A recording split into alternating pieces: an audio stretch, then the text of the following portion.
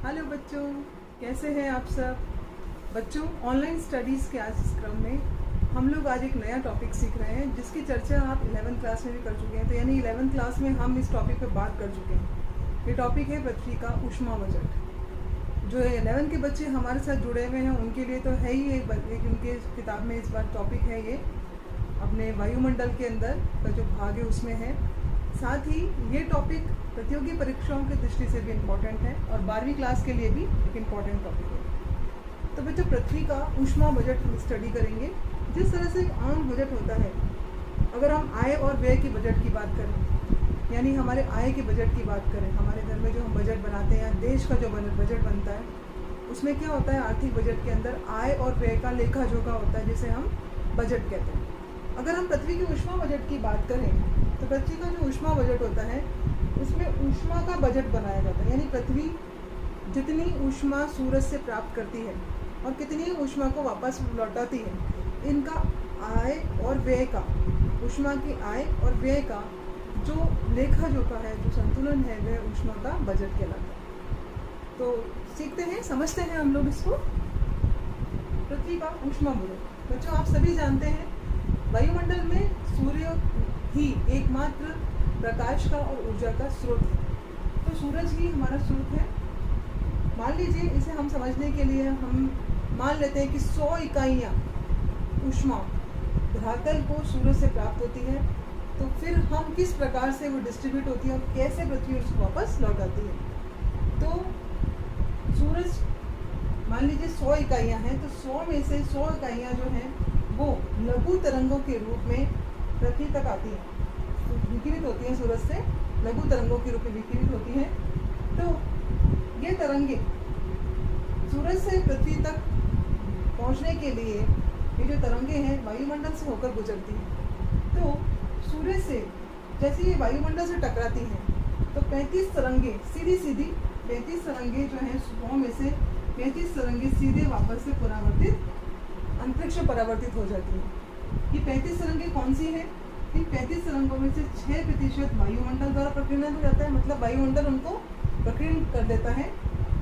27% बादलों के द्वारा प्रकीर्णित हो जाती है, मतलब टकराकर लौट जाती है अंतरिक्ष में। और 2% जो है ध्रुवीय, धरातल पर जो ध्रुवीय क्षेत्रों में जो बर्फ है, बर्फ के द्वारा परावर्तन हो जाता है 2%। इस प्रकार से 6 + 27 + 2 कुल मिला के 35% जो है ऊष्मा, वो 100 में से 35% ऊष्मा जो है वायुमंडल की ऊपरी सतह के द्वारा ही अंतरिक्ष में लौटा दी जाती है। तो शेष कितनी बचती है? 100 में से 35 घटाएं अपन तो 65%। ये जो 65% ऊष्मा है ये वायुमंडल में प्रवेश करती है। इस 65% में से 14% जो ऊष्मा है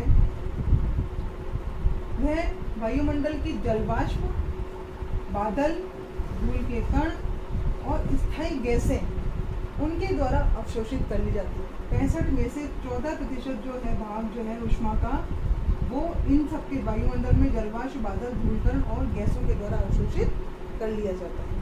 तो 65 में से 14 गए तो बचे शेष 51। अब जो 51% भाग है वह सीधे रूप से पृथ्वी को प्राप्त होता है। यह जो 51% भाग है यही वास्तव में पृथ्वी का ऊष्मा बजट है। 51% जो भाग पृथ्वी को प्राप्त होता है, धरातल को प्राप्त होता है, वही पृथ्वी का वास्तविक ऊष्मा बजट कहलाता है। ठीक है। अब इस 51% जब ये ऊष्मा पृथ्वी तक आती है, पृथ्वी के धरातल तक आती है, 51 में से 17% ऊष्मा सीधे वापस से अंतरिक्ष को लौटा दी जाती है। मतलब धरातल से सीधे 17% जो ऊष्मा है सीधे धरातल की ऊपरी सतह से अंतरिक्ष में सीधे विकिरित हो जाती है। और 17 गई, अब 51 में 17 गए तो शेष बची 34%। और ये जो 34% ऊष्मा का जो भाग है वह वायुमंडल के द्वारा पुनः अवशोषित कर लिया जाता है, वो लौटाया जाता है वापस से। तो वायुमंडल में परावर्तन है, विकिरणन है, प्रकीर्णन है, इनके द्वारा वायुमंडल की सतह, गैसें, जलवाष्प, इनके द्वारा वापस से उसको एब्जॉर्ब कर लिया जाता है, सौंप लिया जाता है। तो और फिर उसको वापस से अंतरिक्ष में लौटा दिया जाता है। तो इस प्रकार से पृथ्वी के पास कुछ भी नहीं बचता है। जितनी ऊष्मा सूरज से धरातल को प्राप्त होती है, धरातल उस ऊष्मा को वापस से लौटा देता है।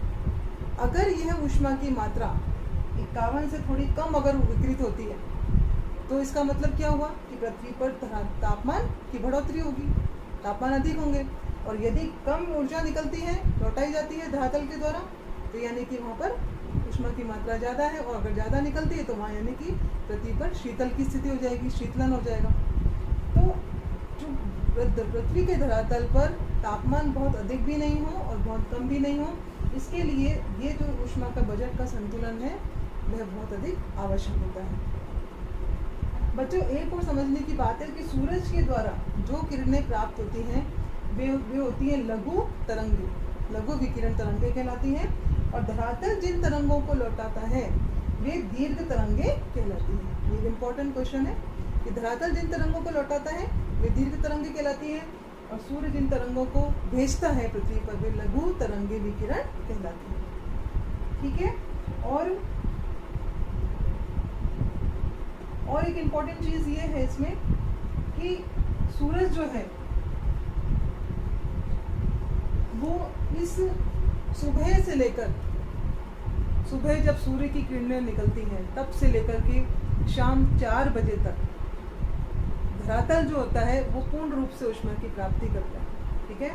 और शाम 4 बजे से लेकर अगले दिन सुबह 4 बजे तक धरातल उस ऊष्मा को वापस से अंतरिक्ष में लौटाने का काम करता है। तो आप ये देखिए कि यानी कि दिन के सर्वाधिक तापमान जो होते हैं वो शाम को 4 बजे अंकित किए जाते हैं, और दिन के न्यूनतम तापमान जो होते हैं वो सवेरे के 4 बजे अंकित किए जाते हैं। तो ये भी एक इम्पॉर्टेंट चीज़ है कि धरातल को गर्म होते होते 4 बज जाती है, तो 4 बजे तक अधिकतम तापमान होता है पृथ्वी का, और सुबह के 4 बजे जो होते हैं वह पृथ्वी का न्यूनतम तापमान होता है। तो इस तरह से ये पृथ्वी का ऊष्मा बजट है।